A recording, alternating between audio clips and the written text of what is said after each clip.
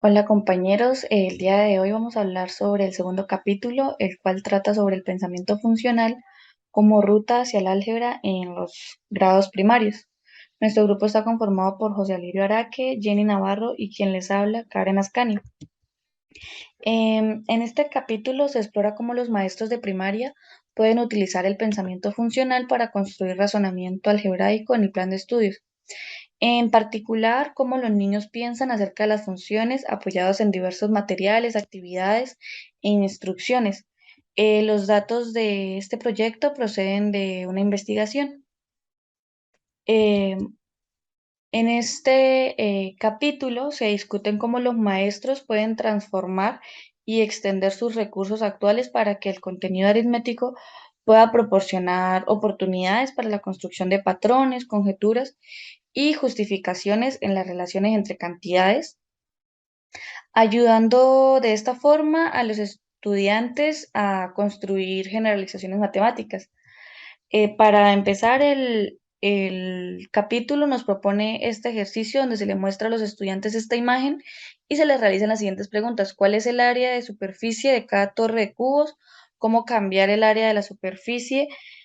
¿Cómo cambia el área de la superficie? ¿Cuál es la superficie de una torre con 50 cubos?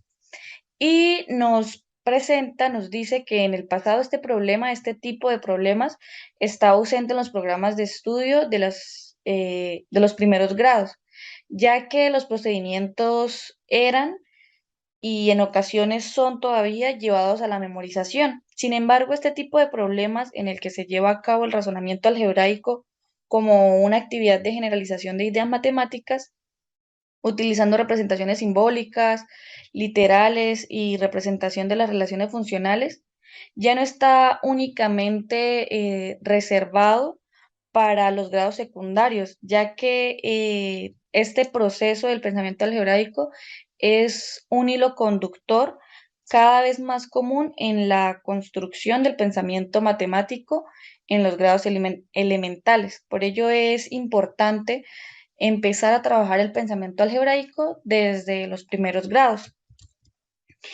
Los niños de hoy, bueno, por esta razón, los niños de hoy necesitan un tipo diferente de matemáticas a las que antiguamente pues los padres estaban acostumbrados a trabajar. Entonces, por eso se plantea qué tipo de experiencias los preparan para el álgebra y para qué tipo de álgebra están siendo preparados los estudiantes. Esto requiere que los niños tengan un tipo diferente de experiencias matemáticas, experiencias que estén basadas en la construcción y justificación de generalizaciones matemáticas que comiencen desde los principios de la educación formal, no solamente esté contenida en grados posteriores, ¿sí? Esto con el fin de preparar a los niños desde la escuela primaria eh, hacia un enfoque diferente de lo que se conoce en el álgebra y en la aritmética. Pero cambiar el plan de estudios no es, bueno, no es la única solución, es solo parte de la solución. También es necesario de la construcción y elaboración de materiales, actividades e instrucciones por parte de los docentes que resulten enriquecedoras para el desarrollo del pensamiento algebraico. De esta forma, los profesores se planteen interrogantes como cómo las oportunidades para el pensamiento algebraico se pueden integrar en los grados de primaria para preparar a los estudiantes para las matemáticas más poderosas en los últimos años o en los grados de secundaria. Y cómo los maestros de primaria pueden transformar sus propios recursos e instrucción en formas que surtan efecto en esto de la construcción del pensamiento algebraico desde los primeros grados.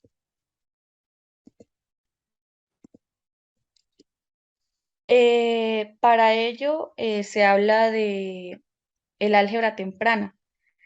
Esta puede ocurrir en formas interrelacionadas en el aula, Una de ellas es el pensamiento funcional, como una rama por la cual los profesores pueden construir generalización de patrones y relaciones utilizando diversas herramientas. Recordemos que los niños en los grados elementales deben ser capaces de comprender patrones, relaciones y funciones, representar y analizar matemáticas utilizando símbolos algebraicos, utilizar modelos matemáticos para representar y comprender las relaciones cuantitativas y analizar el cambio en varios contextos. Eh, Estas competencias o capacidades son planteadas a partir de los estándares nacionales, los NCTM. Sí, además, mm, el texto nos mencionan que hay tres modos de analizar los patrones y las relaciones. El patrón recursivo implica encontrar variación desde una secuencia de valores. El pensamiento covariacional, que se basa en el análisis de cómo dos cantidades varían simultáneamente. Y mantienen ese cambio como una parte explícita y dinámica de la descripción de una función.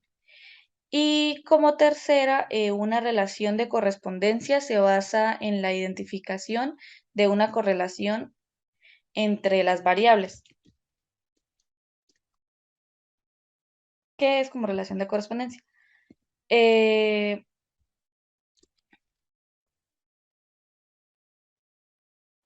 el texto examina cómo los niños piensan acerca de las relaciones funcionales, sus implicaciones matemáticas para los grados y sus implicaciones matemáticas para los grados superiores, y cómo los materiales de instrucción y las actividades escolares se pueden profundizar y ampliar para apoyar el desarrollo del pensamiento funcional en los grados elementales. Entonces, para esto nos plantea estos interrogantes de qué capacidad tienen los niños pequeños para el pensamiento funcional. ¿Pueden los estudiantes de primaria hacer el cambio de patrones recursivos simples para dar cuenta de cambios simultáneos en dos o más variables? ¿En qué grado pueden los estudiantes hacer esto? ¿Pueden simbolizar y operar en las relaciones covariacionales o de correspondencia en los datos?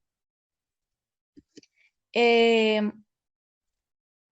con fin de responder a esta pregunta, o bueno, a estos interrogantes, gran parte de la investigación que se aborda en este trabajo o en este capítulo se centra en el pensamiento funcional en los grados de tercero a quinto. Se encontró que los estudiantes no solo son capaces de un análisis funcional más profundo, sino que la génesis de estas ideas aparece en los grados antes de lo esperado.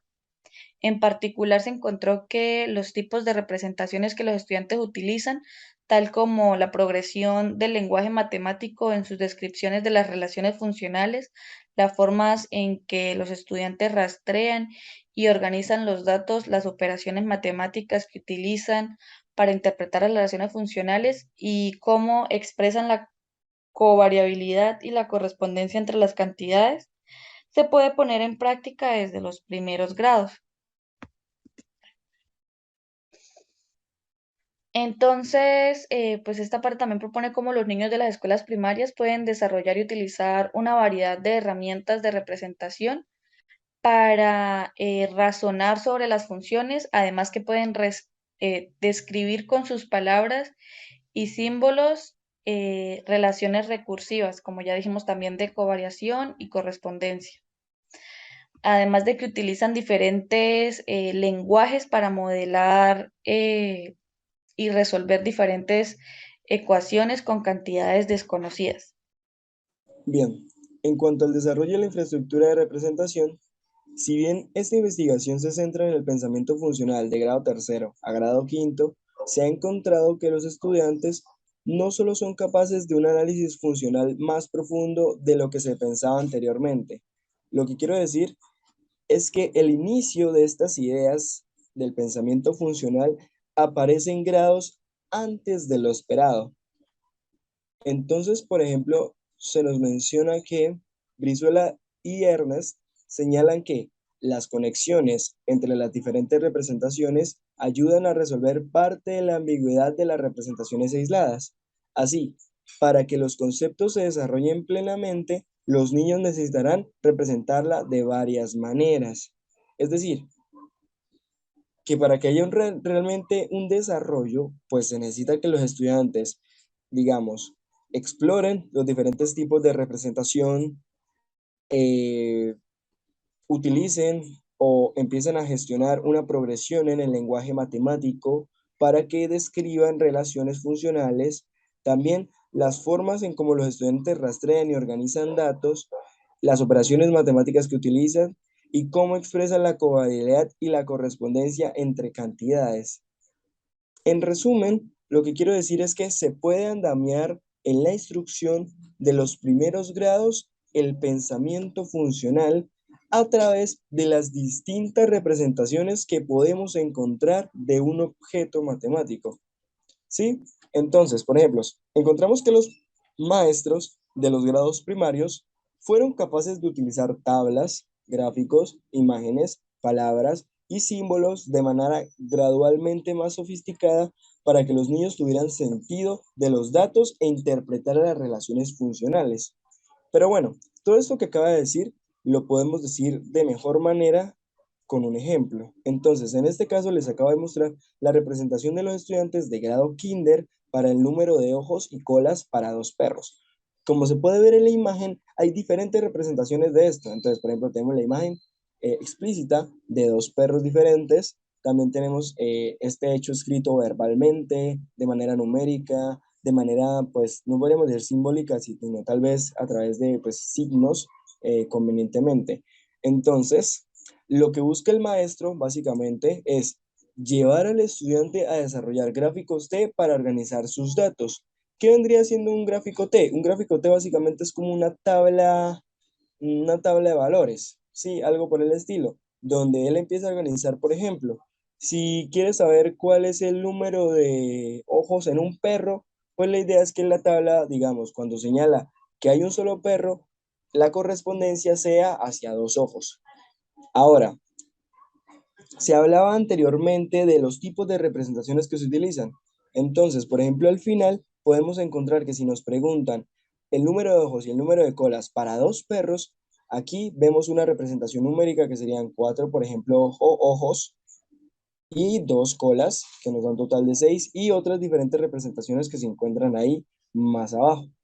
Ahora, ya para grados de tercero a quinto se espera que el estudiante no, digamos, no lleve a cabo este tipo de representaciones, sino que básicamente no hay una necesidad de imágenes o objetos, sino que sea capaz a través de su gráfico T e incluso de manera mental, simplemente llegar a encontrar el número de ojos, por ejemplo, en 10 perros, sin necesidad de una ayuda representativa. Ahora, a continuación les voy a mostrar un gráfico de primer grado para el problema del apretón de manos. El problema del apretón de manos básicamente consiste en registrar el número total de apretones de manos en un grupo de tamaño variable. Si bien en un grado de kinder a primero la comprensión del gráfico es algo opaca. ¿Por qué? Porque simplemente es como una alternativa para organizar los datos. Lo que se busca es que a través de este andamiaje de las representaciones, el objeto se vuelva transparente y se puede utilizar para determinar las relaciones de los datos. Por ejemplo, aquí en esta imagen se habla de que, por ejemplo, si hay 0 personas, pues habrá 0 apretones. Si hay una persona, pues también habrá 0 apretones. Si hay 2 personas, habrá un apretón y así sucesivamente. Cuando el gráfico se vuelve transparente, el gráfico se vuelve transparente cuando el estudiante es capaz de encontrar, digamos, una correspondencia, una covariabilidad, cuando es capaz de encontrar un patrón, algo que le permita identificar de alguna manera cuál es el comportamiento de los datos, de las cantidades. Perfecto. Entonces, para explicar también mejor lo que estamos tratando de decir, se trae entonces este ejercicio que se llama el ejercicio de la serpiente creciente. ¿Qué consiste básicamente? Pues se muestra básicamente esta sucesión donde se muestran las partes de una serpiente a través de los días. Entonces, se pide al estudiante que encuentre la cantidad de partes que tendrá la serpiente en el día 10 y finalmente en el día n. Entonces, para ello trajimos aquí pues este pequeño gráfico, esta pequeña conversación, perdón, donde se dice que hubo una narración en clase. Entonces, la clase trajo este problema durante aproximadamente 10 minutos y todos organizaron sus datos en un gráfico T, ¿sí? Recordemos que esto es en tercer grado. Entonces, cuando reuní el grupo para discutir el problema, fue Carly quien tenía la mano agitada no fuerte. Carly por lo general se sienta y escucha durante el tiempo de matemáticas, por lo que su entusiasmo era muy especial. La llamé de inmediato. Sé que el día 10 la serpiente tendrá 101 partes del cuerpo y sé que el día n la serpiente tendrá n por n más 1. Sé esto porque usé mi tabla T y busqué la relación entre n y partes del cuerpo. Esta es la primera vez que vi el patrón, así que por favor dime que tengo razón, dijo con entusiasmo.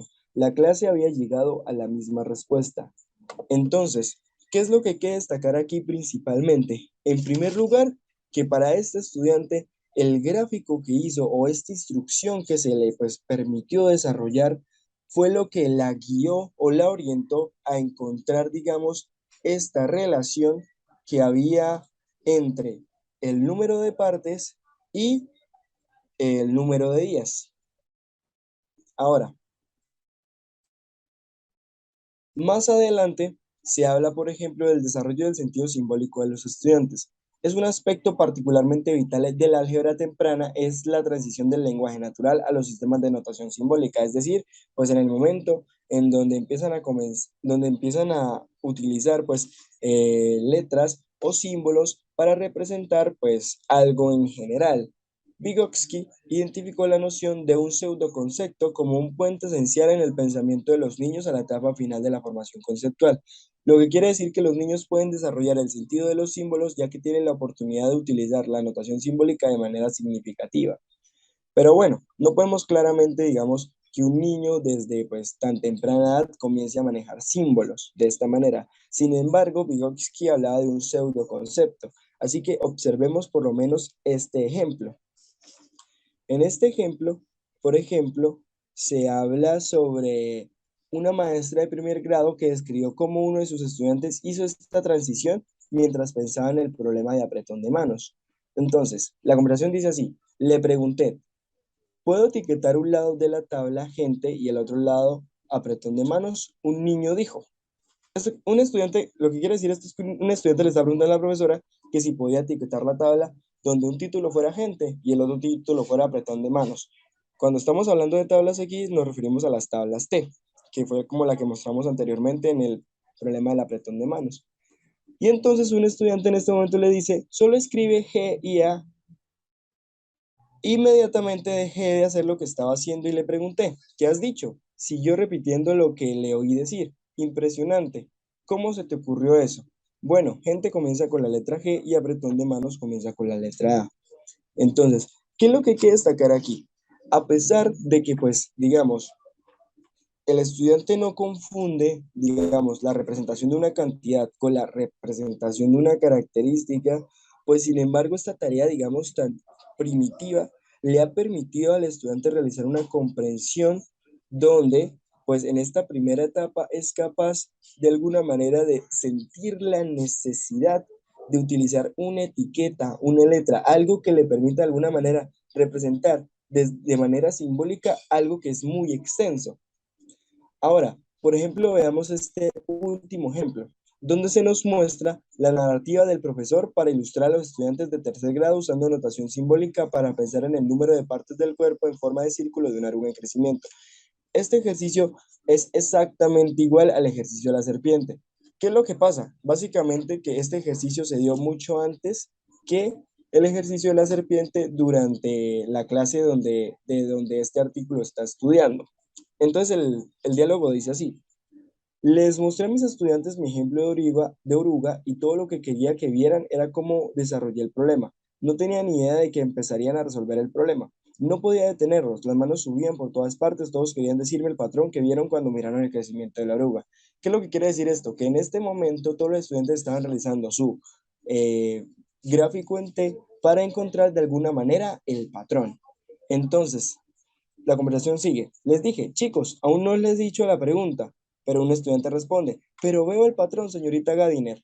Gritó Jack. Bien, ¿cuál cree que es el patrón? Preguntó la profesora. Y entonces dice un estudiante, creo que es 2 veces x más uno, dijo. Y la profesora dice, ¿cuántos de ustedes están de acuerdo con Jack? Pregunté. Y dicen los estudiantes, no lo sé, tengo que hacer un gráfico en T, explicó Meg, que es otra estudiante. Bueno, entonces hagámoslos juntos en el tablero. Y pues pasan a hacer precisamente este gráfico que tienen aquí a la derecha, donde se pues, expresa el número de días del crecimiento de la oruga y la cantidad de partes que tenía. Entonces, una vez que tenían el gráfico en T, dice la profesora, ahora que tenemos el gráfico en T, pues, ¿qué opinión había? Entonces, Meg, pues obviamente, pues tiene un rechazo debido a que si el patrón o si la ecuación que representa pues este fenómeno fuera 2 veces x más uno, entonces cuando x sea uno, y sería 3. Es decir, el gráfico se vuelve transparente y le permite a Meg, digamos, refutar o justificar por qué ella pensaba que la relación de correspondencia que ya habían encontrado no era la correcta. Incluso más adelante en la conversación se dice, no lo es, x es igual a 1 y y es igual a 2, explicó. Incluso vean que este tipo de actividades o tareas le permite de alguna manera también comprender más allá, más profundamente esta noción de igualdad, ¿sí? Donde se haya una correspondencia, donde hay una igualdad y donde de alguna manera no hay impedimento para trabajar con estos conceptos. Ahora, veamos más adelante. La clase luchó con el patrón durante mucho tiempo. Entonces Shane vio un patrón que no lo había visto, se acercó a la tabla en el tablero y con un marcador rojo destacó el patrón, que es precisamente estas líneas rojas que ven en el gráfico. Y lo que explicó fue lo siguiente. Dijo básicamente que si sumábamos estos tres números que se unen con la línea roja, encontrábamos el número siguiente en el lado derecho de la tabla. Entonces, por ejemplo, si hiciéramos este mismo proceso un número adelante, encontramos, por ejemplo, que 2 más 5 más 3 es igual a 10. Y parece que todo tiene como, digamos, como un patrón, pero sin embargo, este tipo de relaciones no ayudan a encontrar la fórmula. Sin embargo, esto para otros estudiantes sí fue muy fructífero, debido a que dicen por acá, dice que un estudiante Joe encontró la fórmula y dice, ¿qué es esta fórmula? Bueno, pues ¿qué es esto? Es x por x más uno, utilizando incluso la notación, que pues me imagino que habrán llegado de acuerdo en clase, sobre el comportamiento de la tabla. Pregunté a todos por qué esto era álgebra, dijo la profesora en esa clase. Y dice, creo que Jack no lo puso mejor, dijo, porque tenemos gente buscando patrones y relaciones y los tenemos desarrollando una fórmula. La aparición del pensamiento sobre las relaciones de covariabilidad y correspondencia. Es conveniente que incluso en el jardín de infancia los niños puedan pensar en cómo varían las cantidades y ya en el primer grado describan cómo se corresponden las cantidades.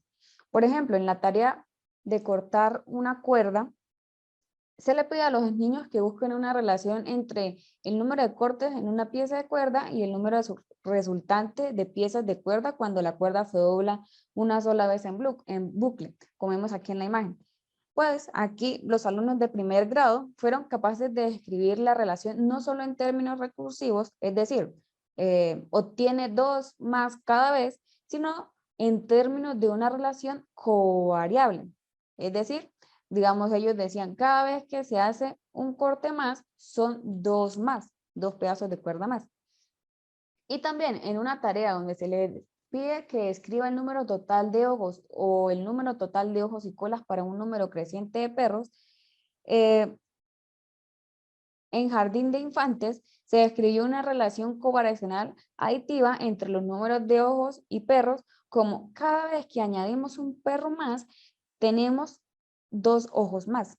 En primero y segundo grado, los estudiantes identificaron una relación multiplicativa de dobles y triple entre el número de ojos y el número de ojos y colas, respectivamente, para un número cada vez mayor de perros.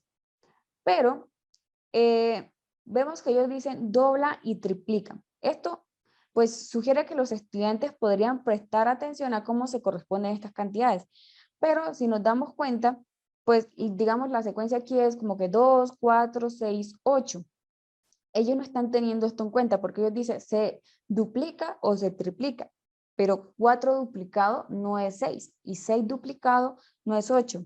Entonces aquí podemos ver que los estudiantes no están buscando un patrón recursivo como agregar 2 cada vez, sino que están mirando era una relación entre dos cantidades. Ahora, las implicaciones del pensamiento funcional de los niños para los grados posteriores. En lo que estábamos hablando anterior, vemos cómo el álgebra temprana y el pensamiento funcional en particular pueden nutrir el desarrollo del pensamiento matemático de los estudiantes en grados posteriores. Puede ayudar a los niños a construir herramientas críticas de representación y lingüística para analizar, describir y simbolizar patrones y relaciones. Además, si los maestros construyen estas ideas desde edades tempranas, estas experiencias pueden proporcionar un continuo desarrollo matemático.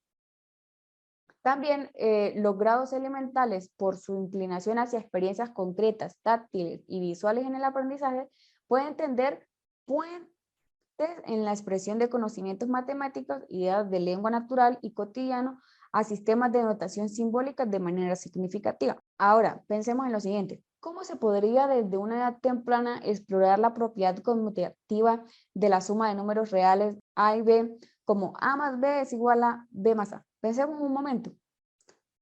Pues desde las edades tempranas o desde el álgebra temprana, implica explorar esta propiedad a través de operaciones en números particulares, luego ir generalizando la propiedad usando sistemas de lenguaje cotidiano o simbólico, donde la simbolización se desarrolla como una forma lingüística válida de expresión a través de las interacciones de los niños con el número y la operación.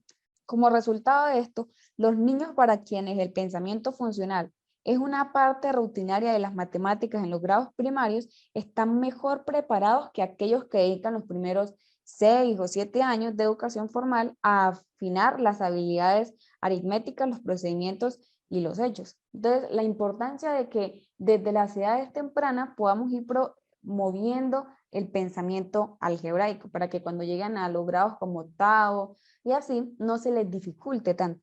Ahora, ¿cómo hacemos la integración del pensamiento funcional en el currículo e instrucción? La idea es que los niños pequeños puedan identificar y expresar relaciones funcionales en forma progresivamente más simbólicas y que en la instrucción en los grados primarios que nutre este tipo de pensamiento pueda apoyar las matemáticas de los estudiantes, pensando en grados posteriores. Esto sugiere un mandato para el cambio en los planes de estudio de las escuelas primarias, pero la realidad a menudo es trabajar con maestros que tienen recursos limitados, que en la mayoría de los casos se enfocan en el desarrollo del pensamiento aritmético en los niños. Además que las innovaciones curriculares por sí solas en el desarrollo de los conocimientos educativos y matemáticos de los maestros sobre cómo construir el pensamiento funcional no son suficientes para producir un cambio real en el pensamiento matemático de los niños. Smith señala que los maestros de escuela primaria pueden crear ricas experiencias en el aula en torno a patrones, pero no tienen una idea de cómo este tema se relaciona con el desarrollo matemático en curso de sus estudiantes y mucho menos con el tema de las funciones. Para abordar esto, el trabajo del álgebra temprana con maestros ha involucrado 3 dimensiones de cambio. La primera es transformar la base de recursos de instrucción de los maestros. La segunda es usar el pensamiento de los niños para aprovechar el aprendizaje de los maestros. Y una tercera es crear cultura y práctica en el aula para apoyar pensamiento algebraico. Vamos a abordar cada uno de estos y cómo apoyan la integración del pensamiento funcional en el currículo y la instrucción. Como primero, pues sería transformando la base de recursos de los maestros para apoyar el pensamiento funcional de los estudiantes. A pesar de que los maestros tienen unos recursos limitados o hay una falta de materiales que integren el pensamiento funcional de manera viable, los maestros de primaria pueden transformar su base de recursos de instrucción existente para incluir la exploración de las relaciones covariables y de correspondencia. El enfoque que tiene el documento con los maestros es ayudarlos a transformar deliberadamente problemas aritméticos de respuesta numérica única en oportunidades para construir patrones, conjeturar, generalizar y justificar relaciones matemáticas variando los parámetros dados de un problema. Veamos el siguiente problema. Dice, ¿cuántas llamadas telefónicas se podrían hacer entre 5 amigos si cada persona hablara con cada amigo exactamente una sola vez por teléfono? Dicho de una manera, los estudiantes simplemente necesitan calcular una suma, aunque primero pueden hacer un dibujo o un diagrama para realizar un seguimiento de las llamadas telefónicas. El pensamiento funcional se puede introducir en la tarea variando el número de amigos en el grupo, como cuántas llamadas telefónicas habría si hubiera 6 amigos, 7 amigos, 8 amigos, 20 amigos, 100 amigos. Entonces, pues ahí ellos podrían organizar los datos en una tabla o hacer un dibujo y luego describir cualquier relación que se observe entre la cantidad de llamadas telefónicas y la cantidad de amigos en el grupo. Entonces ahí se le podría hacer una pregunta como de ¿cuántas llamadas telefónicas habría para N cantidad de amigos? Entonces así podemos ir transformando esas preguntas que solo las utilizamos para una respuesta aritmética, ahora transformarla para que sea algo funcional para los estudiantes. Usar el pensamiento funcional de los niños para aprovechar el aprendizaje de los maestros. Integrar el pensamiento funcional en la instrucción no descansa únicamente en los materiales particulares que el maestro elige o desarrolla. Se requiere un sentido de álgebra por el que los maestros puedan identificar ocasiones en el pensamiento de los niños para extender las conversaciones sobre la aritmética a aquellos que exploran generalidad matemática. Mientras que la tarea que uno elige sin duda puede apoyar esto, los maestros también necesitan las habilidades para interpretar lo que los niños escriben y hablan. A su vez, un registro verbal o escrito del pensamiento de los estudiantes puede servir como una herramienta para involucrar a los maestros en el pensamiento sobre el contenido y la práctica. Si los maestros van a construir pensamiento algebraico en su instrucción, deben comprometerse y velar por lo que los estudiantes están diciendo, haciendo y escribiendo. Deben ser como unos catalizadores para la construcción de su propio discurso algebraico en el aula. Y por último, tenemos crear cultura y práctica en el aula para apoyar el pensamiento funcional. La construcción del pensamiento funcional de los niños en la instrucción requiere que exista una cultura de práctica que promueva este tipo de pensamientos. Las aulas en las que el pensamiento funcional de los niños pueda prosperar son aquellas en las que el maestro ha establecido normas sociomatemáticas de conjeturar, discutir y generalizar de manera intencional, donde los argumentos son tomados en serio por los estudiantes como formas de construir pensamiento confiable. El pensamiento funcional requiere que los niños interactúen con ideas matemáticas complejas, negocien nuevos sistemas de notación y entiendan y usen herramientas de representación como objetos para el razonamiento matemático. También requiere que el maestro respete y aliente estos procesos como práctica estándar a diario, no como un enriquecimiento ocasional, tratado como separado del trabajo regular de aprender y practicar aritmética. Vamos a ver cómo funcionó esto en la actividad que les proponía José. Entonces, las narrativas del maestro aquí ilustran los tipos de práctica y cultura en el aula que pueden apoyar el desarrollo del pensamiento funcional de los niños. Primero, siguió el pensamiento de los estudiantes para dar forma a la agenda de una lección. Ella dijo, les mostré a mis estudiantes mi ejemplo de oruga y todo lo que quería que vieran era cómo desarrollé el problema. No tenía idea de que empezarían a resolver el problema. No podía detenerlos. Luego colocó la responsabilidad de la conjetura, argumentación y justificación con los estudiantes. Ella dijo, bueno, ¿cuál crees que es el patrón? ¿Cuántos de ustedes están de acuerdo con Jack? ¿Por qué con Meg? Luego cultivaron el uso de los niños de las estructuras de representación como herramientas para el razonamiento. Meg, no lo sé. Tengo que hacer un gráfico de T. Por cuarto, fomentó el uso de sistemas de notación simbólica como formas válidas de expresión matemática. ¿Dónde lo vemos? En lo siguiente. Cuando Jack dijo, creo que 2 veces x más 1. También cuando me dijo, porque si fuera 2 veces x más 1, entonces x sería 1, y sería 3. Y no lo es. Es x igual a 1, y igual a 2. Y yo dijo, lo veo, conozco la fórmula, es tanto. Y por último, se utilizan las expresiones de los niños para elaborar una idea de construcción, discurso dialógico que llevó a simbolizar una relación funcional. En resumen, pues estos aspectos de la práctica permitieron a los niños construir una generalización matemática sobre el crecimiento de la oruga. El papel de los niños en este proceso es crítico. No estamos abogando por una forma de práctica en la que los niños no participen activamente en el desarrollo de conjeturas, la construcción de argumentos, el establecimiento de generalizaciones o el uso de notación, lenguaje y herramientas para razonar sobre funciones. Todas estas experiencias son componentes críticas del tipo de cultura del aula que hace viable el pensamiento funcional cuando ocurre. Finalmente, para concluir, podemos decir que los niños de la escuela primaria son capaces de llevar a cabo el pensamiento funcional y cómo el estudio de este pensamiento en los grados, únicamente en los grados elementales, puede afectar su éxito en matemática en grados posteriores. El texto nos propone incluir en el currículo un enfoque inicial de los patrones en el inicio de la escolarización formal, ya que el énfasis de patrones de manera aislada podría impedir el desarrollo del pensamiento covariable y de correspondencia sobre las funciones en los grados posteriores.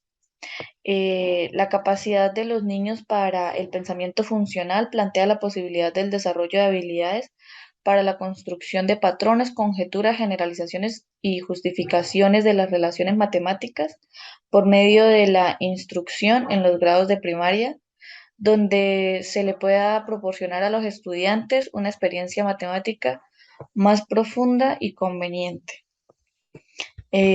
Muchas gracias.